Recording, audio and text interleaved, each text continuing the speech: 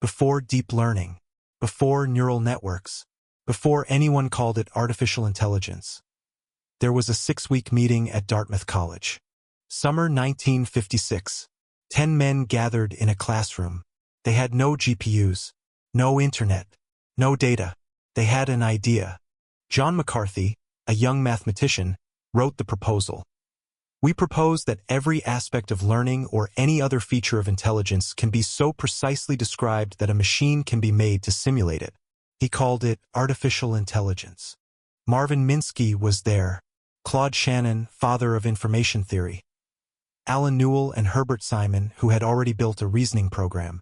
Nathaniel Rochester, who designed IBM's first commercial computer. They believed a summer would be enough. They believed machines would soon understand language, prove theorems, play chess. Newell and Simon had already created Logic Theorist, a program that proved mathematical theorems. They thought the rest was just engineering.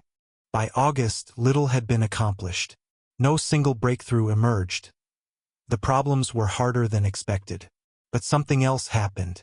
The attendees left Dartmouth with a shared vocabulary, a shared mission, a name for what they were doing: artificial intelligence.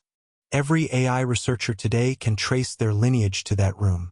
Every chatbot, every vision system, every language model.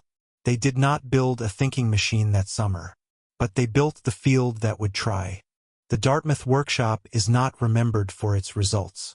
It is remembered for its question: can machines think? 68 years later, we still do not have a final answer. But we have never stopped asking. The classroom at Dartmouth still stands.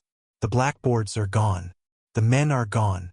But the idea they gave a name to has not stopped growing.